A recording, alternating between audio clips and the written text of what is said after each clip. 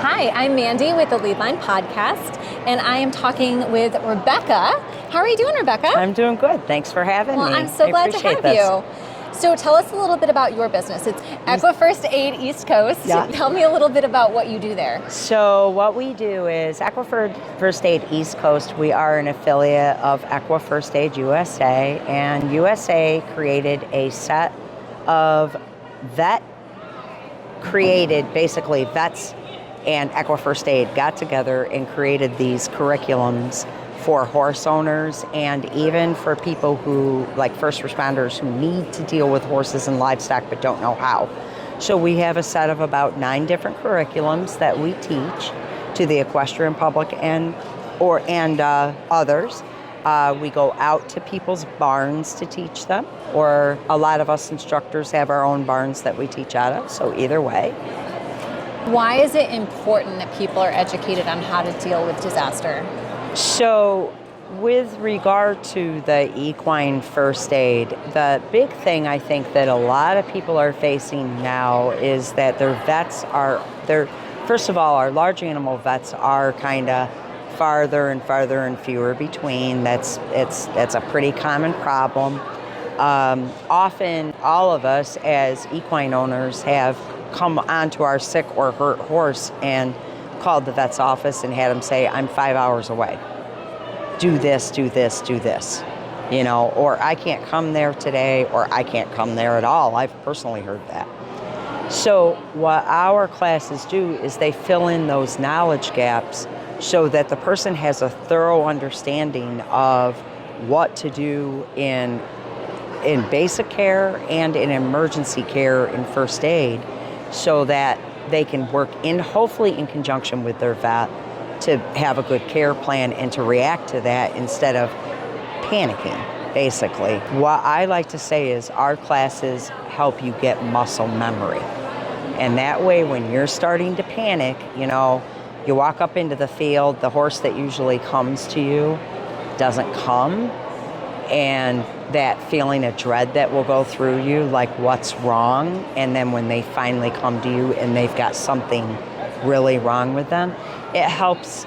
When you take these classes, it helps you to have the muscle memory so that you're not losing your cookies. You're actually able to, okay, I know, I do this, I do this, I do this, I do this. Is there anything that you recommend that barn owners or horse owners have in their emergency kit at home? Absolutely. Give me a list of what some of those things might be. Yeah, in a barn first aid kit for one horse or many horses, you always need to have a vet thermometer. Now, a vet thermometer will have a little hole at the end of it so that you can stick an alligator clip and a string through that hole, and that way you can clip the horse's tail. So you want the hole. You don't want just any digital. You want one that's vet made with the hole. You're going to want a stethoscope so that you can listen for gut sounds, so that you can listen for the heartbeats. We use a lot of 4x4 non-adhesive gauze pads, a lot of stretchy gauze. There's a big difference between stretchy gauze and regular gauze. We like stretchy gauze. It's good for compression, helps with lacerations, because a lot of your lacerations happen on horses' legs. Well, what's the first thing to swell? It's the laceration. So you want to have your vet wrap, obviously, a good pair of surgical scissors. It's a good idea to have a notebook and a pen handy, or some sort of a form of that on your cell phone. Really, that's a good basic kit to have. Duct tape, believe it or not, is huge. We use a lot of that.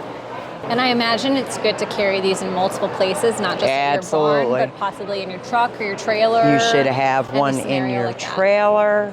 You should have one in your barn. We sell first aid kits, and in our first aid kits are a little burlap bag so that you can throw a couple of pieces in it and hang it off the saddle horn. So really, you're selling the concept of just being prepared for any That is bad exactly. situation. That is put so eloquently, yes. Yeah, and we have disaster planning for barns and ag businesses, where we actually walk you through the steps of creating your own disaster plan so that you know what to do in case bad things happen. Well, as someone myself who likes being prepared for all types of situations, I love the concept for this because I do think it's important to be prepared. Otherwise, you end up in a panic and possibly a worse situation. I think, the thing I think about all the time in my years with horses, I think to myself, where were these courses when I was starting out? I made so many frantic phone calls to friends, to vets. I stood in my field once and cried my eyes out because my horse, pretty much just took a big piece of meat off of her leg, and it was Memorial Weekend. I didn't know what to do. How I fell into this was I hosted a course, and I was like, oh my gosh, how could you not know this stuff?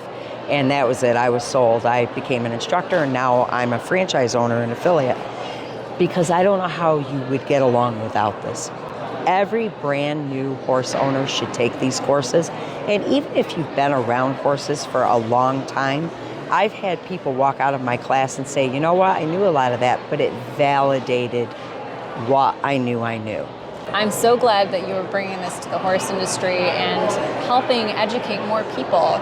Yeah, I love it. I love it. Absolutely a must. So I love it. How do people learn more about what you do, take one of your courses, and move on to the next steps? Okay, so if you guys are interested in taking any of our courses, there is my site. It's www.EquiFirstAidEastCoast.com, and I do have a Facebook page, which is EquiFirst Aid East Coast. You can either attend a class. We have several all over New England. You can host a class, so if you and a group of people would like to get together and host a class at your barn, we'll come out to your barn and teach. And you can just get a hold of us on the website to do either of those. Amazing. Well, thank you for coming on and sharing thanks for with having me. Like I said, it's just a must for everyone, so I think that it's great, and I'm happy to be part of building the awareness around that. I appreciate you doing it. Awesome. Thank you. Thank you, Rebecca.